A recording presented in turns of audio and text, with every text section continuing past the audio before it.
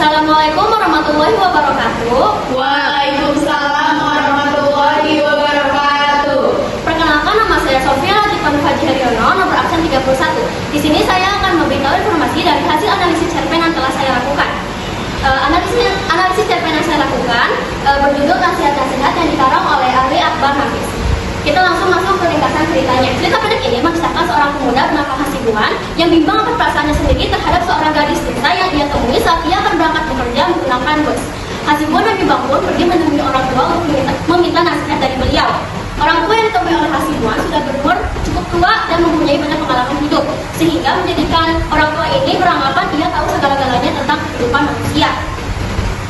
Orang tua itu memberi nasihat kepada Hasibuan untuk menjauhi, bahkan mengusir gadis itu, karena menurut beliau gadis itu tidak sopan dan gila karena sifatnya terlalu berani dan bertentangan dengan adat kebiasaan dari Minangkabau yang seharusnya memiliki sifat pemalu dan takut untuk mendekati laki-laki yang baru ia temui. Dan sangat disayangkan, ternyata tafsiran dari orang tua itu salah.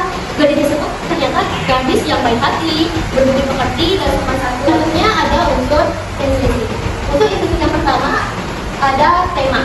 Tema yang digunakan pada cerita pendek ini adalah adat kebiasaan masyarakat. Yang kedua ada tokoh pada cerita pendek ini ada tiga. Yang pertama Hasibuan, kedua orang tua, dan yang ketiga gadis desa.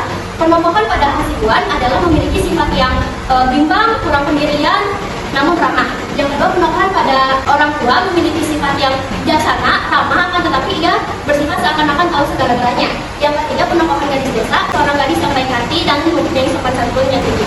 Poin keempat ada latar. Latar pada cerita pendek ini terdapat tiga latar. Yang pertama ada latar tempat. Latar tempat berada di ruang makan, kamar depan di Antarsis, Minangkabau, dan Padang, Sumatera Barat.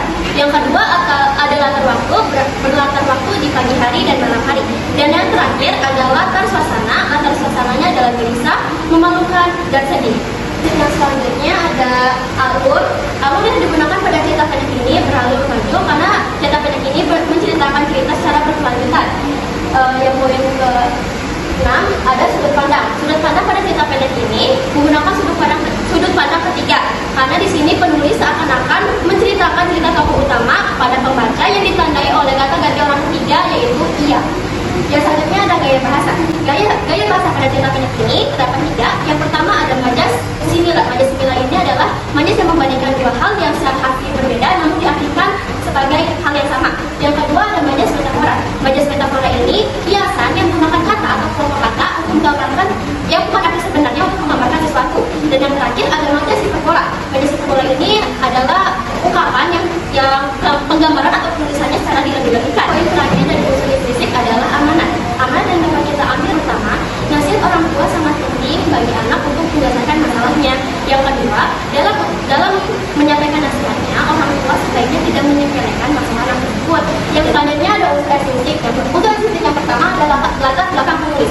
Ali Akbar Hafiz atau yang dikenal dengan Ali Hafiz lahir di Kampung Jawa, Padang Panjang, Sumatera Barat pada tanggal 17 September 1924. Ali Akbar Hafiz menikah dengan seorang wanita bernama Aksara Yasin pada tahun 1957 dan dikaruniai oleh 7 orang anak.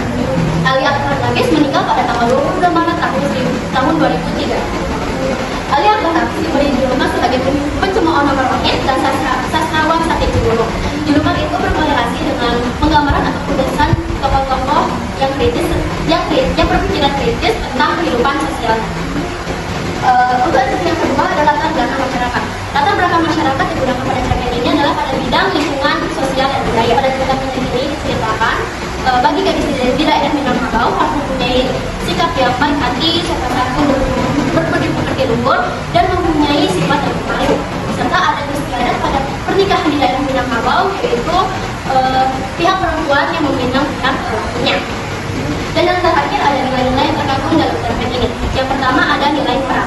Nilai dalam cerita pendek ini penulis ingin memberitahu pembaca bagaimana etika yang baik bagi seorang gadis yang tinggal di Minangkabau. Kedua ada nilai budaya. Nilai budaya ini berkaitan erat dengan adat istiadat masyarakat. Yang terakhir ada nilai agama. Nilai agama pada cerita pendek ini ditandai dengan kata insya Allah yang dimana di dalam ajaran Islam kata